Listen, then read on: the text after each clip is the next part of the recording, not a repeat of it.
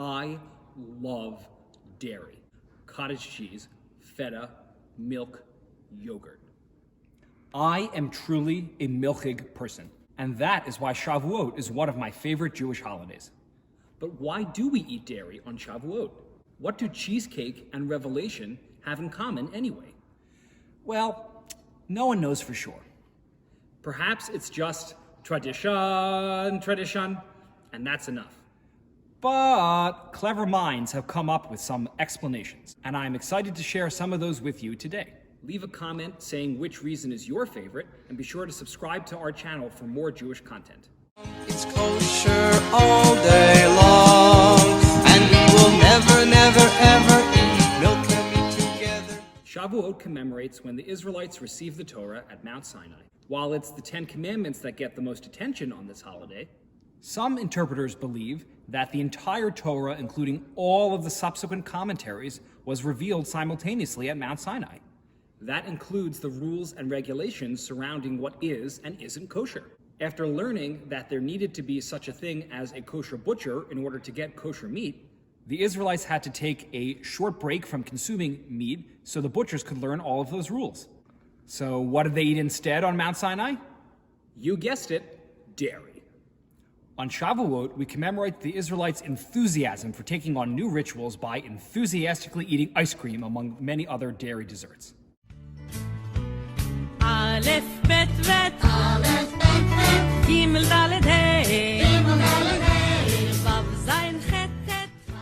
Did you know that every Hebrew letter is associated with a number? That's why 18 is such a big deal in Judaism. The two letters in the word Chai make 18. The letter Yud means 10, and the letter Chet means 8. Together, they make 18.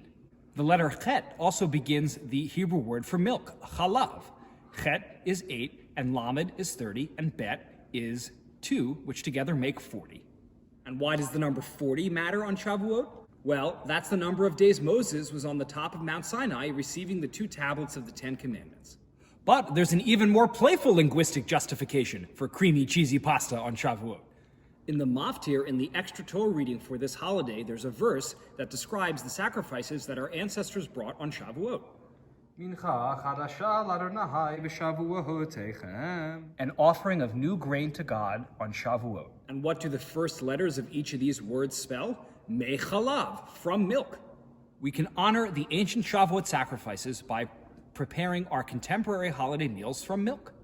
And nothing is more festive to me than a table of all of these delicious milk treats. Cream cheese, cottage cheese, butter, yogurt, Ready Whip, milk, other cheese.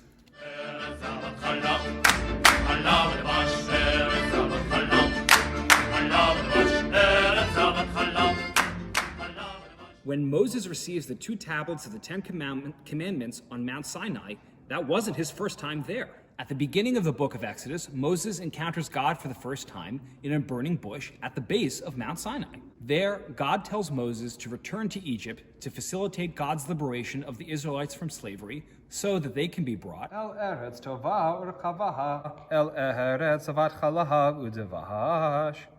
A good and spacious land, a land flowing with milk and honey. What better way to honor this promise than by serving a honey-flavored cheesecake on Shavuot?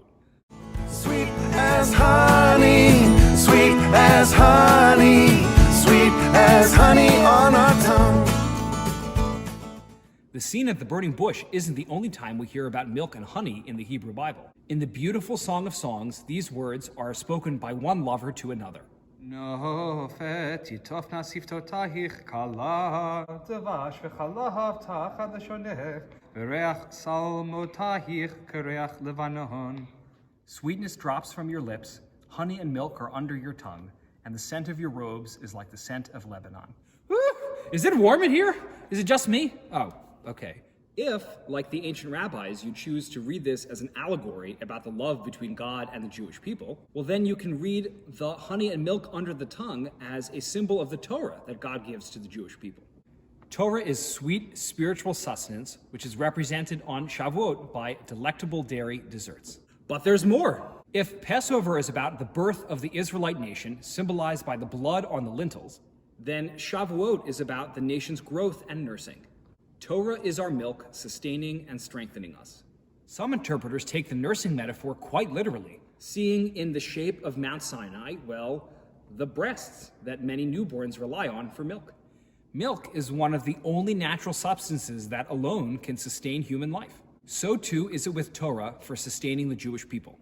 Hence, these delicious blintzes for Shavuot. So, over the course of this holiday, may you nourish your tummies with delicious dairy and honey desserts, And may you nourish your minds and souls with Torah study. Chag Sameach! Eretz Zavat